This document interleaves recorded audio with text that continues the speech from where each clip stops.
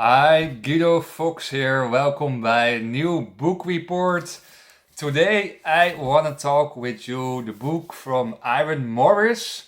Very thick book. You see around 500 pages of knowledge. It is about warfare and society and personal development and social dynamics. And with the war in Ukraine and Russia, I was thinking to have some more knowledge about warfare, why there is war, what are the deeper social dynamics, and the history of war. And is war actually good or it is not good for the evolutionary process of society, for peace, and for human psyche. So I've wrote also some articles about warfare on my blog, uh, www.guidofox.nl, and you can see my blog over there about war. It's in Dutch, but you can do Google Translate and then you have the English version, right? So this book is about warfare, and this guy Ian Morris also wrote a book about the downfall of Western civilization. I don't want to talk about that, but in this book he analyzed nearly all the wars in society from the last 5,000 years until now, and he makes some analysis there. And if you want to have the essence, the core from all those pages, and therefore you watch my videos, right, to not have to read this books by yourself. And the essence, what he's writing down in this book is that warfare delivers more peace. And that is very contradictional, right? We always thinking war is anti-peace, but in ultimate forma, war delivers more peace and save more lives. And that is very difficult to also explain to you, because we always mentioned war cost human lives. But in his research, he say no, war delivers peace because the peace periods after war becoming longer and less. States are in war with each other, and if we look in the prehistoric times, more people were dying from violence than nowadays. So you have now short periods with a lot of millions of deaths in death in war periods, but in peace periods we save actually more lives. So that's his conclusion. Is that war delivers more peace, and the idea around and after this conclusion is as follows. If you have a war between two countries, then the winner takes it all. And that's a very interesting phenomenon. You have a loser and a winner in war times. And what he was discovering, if a country or an empire win the war, then there is more land for this winner, more agricultural land, and that's also very interesting to mention. The winner takes the agricultural land, and that delivers money because food is money. And with this agricultural land, he takes the money, the control, and he delivers peace. And a bigger country wants to create peace. Why they want to create peace? Because they don't want to have fights between several small groups, so they control all the different cultures within this empire and country to get tax. They want to collect tax from a peaceful, controllable people and society. So countries become bigger and bigger and bigger. They have more leaders, country leaders. They call it in a Dutch bestuursapparaat. So there are coming more people who can collect taxes and have control about agricultural activities. So two things are very important in warfare. If you're the winner, is to get peace in and control over all the society through tax, to the control about agriculture, and to have, of course, a good working police organization to control the peace in the society, and that there is no violence anymore. So this overall conclusion from Iron Morris is that war creates a peaceful society because the winner takes it all. I think this very short summary of this book. So it is all about tax. It is all about food.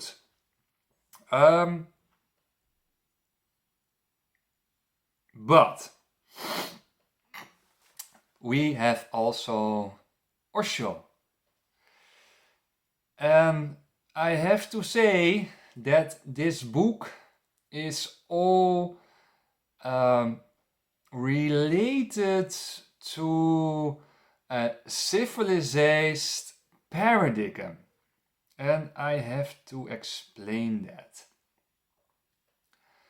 This book is all in the syphilisist paradigm of states, of countries, of big government and big organizations. So if you look in that paradigm, probably he is right. War creates a bigger country can control people, and there is more so-called peace. But that is not saying that it is also peace in the mind of persons. Right? You can have external peace, but maybe there is not internal peace in the minds and their energetic systems of people. That's another kind of peace. Is some big country who suppress people, who wants to have controllable civilized people, who want to have tax persons who pay their tax easily and have control about agricultural activities? Are that peaceful, civilized people, citizens? Or there are still warfare and war in the minds of people? And then you need, of course, a controllable government to control these people.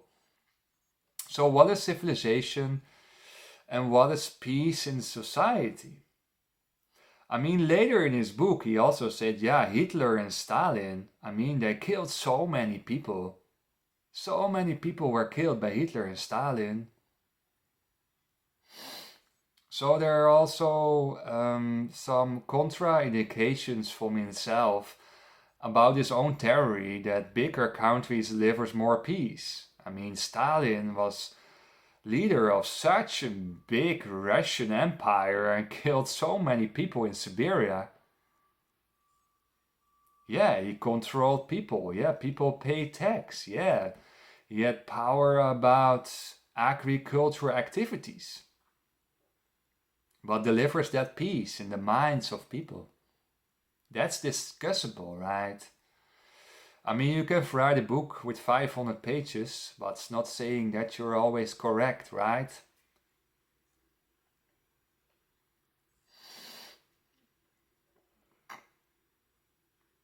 So, where we are now, we are by the fact that civilization not yet happened. Because our mental status is so low, is so destructive. And that collectiveness of all those destructive mental diseases what we have creates war. War is an outcome of all those craziness in our minds. And that's not discussed in this book. What you see in small groups in nature, in jungle, small groups of 20 persons, it's so peaceful. Sometimes there's a fight with a neighbor group, but they live peaceful together in small communities. There's no need for war. There's no need to become a bigger group, to have more land. So this book is from a so-called syphilisist frame, where there is agriculture. In small moving groups. And that's also what he mentions between the war between the United States and terrorists in Afghanistan. It's a fight between the agriculture life way and the nomads life way. So when people are moving from place to place to search for food, there is no reason to conquer and fight with this group for agriculture motives. And that is a very deep analysis of warfare. It's all about tax and food. It's all about ego, also, from the big leaders. But nomads are going from place to place. There is no reason to invade a city or a village to pick the land of food. Because nomads are moving from place to place to get their own food. It's very interesting to understand. Warfare, in my eyes, was starting by agricultural fixed places. Because there was power for our hungry feelings. So if we live more as nomads, and this goes very deep in philosophy, Rousseau, nature philosophy, then there is no reason for warfare anymore. You cannot collect money and tax from nomads who are moving from land to land. There is no need for countries anymore. There's no need for nations anymore. Nations made war, and war made nations. It's a very interesting quote what he mentioned. So, states are responsible for warfare. The deeper issue of warfare is the state, is the control of the people that they're paying tax, is the control of the food.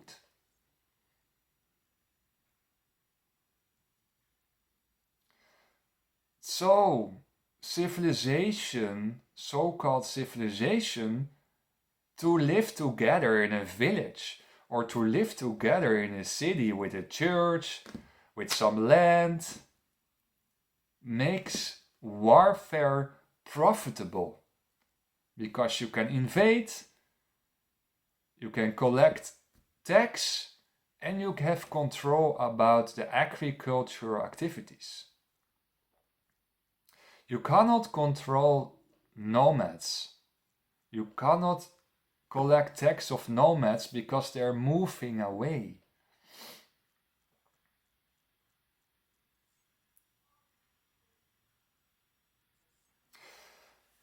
And that's what he also mentioned in his book, is that big empires will fall and will rising up and will fall. So that creates also trouble, right? There's always a drama circle there. And we have 70,000 nuclear weapons. And that was in 1986, what he mentioned in his book. So maybe we are defeating all the human world. If you get a nuclear war,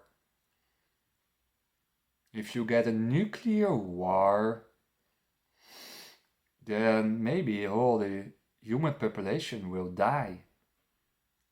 We have the possibilities to do that.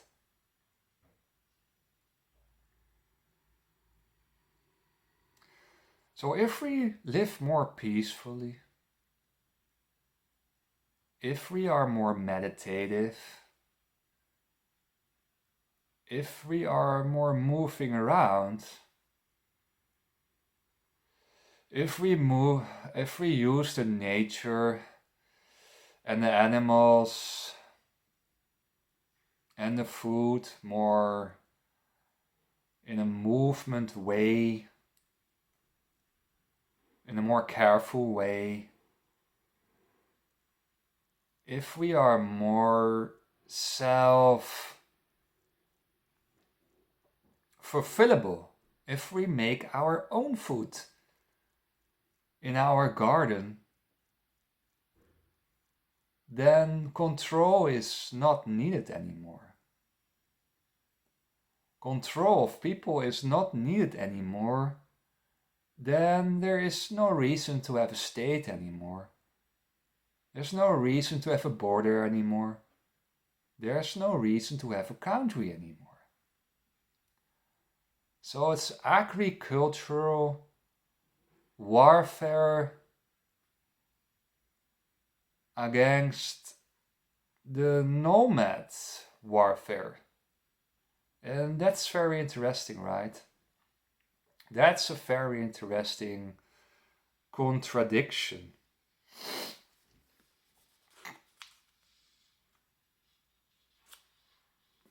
Yeah, so people become also frustrated in a civilization. It's an unnatural way of living, sexual frustration, and that explodes also in warfare. I wrote there also a blog about it. So nomads are difficult to cage. Nomads are difficult to cage.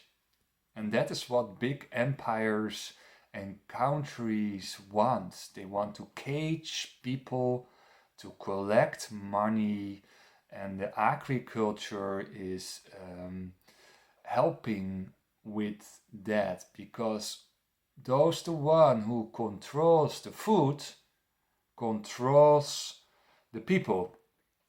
Very interesting.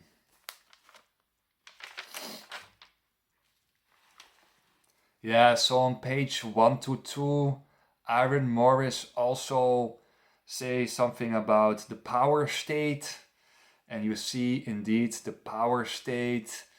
Then there is a verval, then there's the fall of the power state, and then the power state is rising up. So I think here is also not a kind of solution of a peaceful world. Thank you for watching this video about warfare, why there is war, and that's also what you see in Ukraine, right? Because in East Ukraine, the agriculture is kicking in and the minerals is kicking in. So if you're going deeper in warfare, it's about collecting tax, it's about money, it's about food, and that is what big countries want. They want to have money. So to support also the money for warfare. So you want to invade in a country, and it has to be profitable, right? Otherwise you don't get invade in a country. You don't want to punish that people. There's no reason to punish the people. If you are a leader of a big country, you want to invade in a country because there's food. You can make money there. There are minerals, there are gas, there are oil to sell. And then you can collect money to improve your war system. And then you can go further and further. And then you can control the whole country because you have money to hire new leaders for your country to control the people and control the land. So that is why there is warfare in this world. It's all about money, food, and to become bigger and bigger as a country.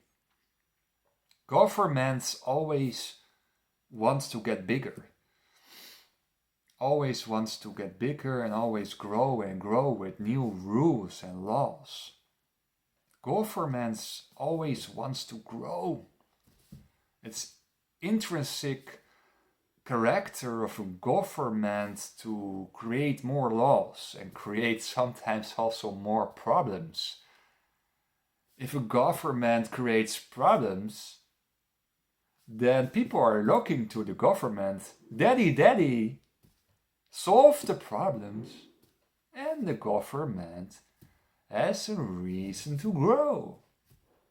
And then you get growing government, and the country and the empire becomes bigger, and then it is too big to control internally.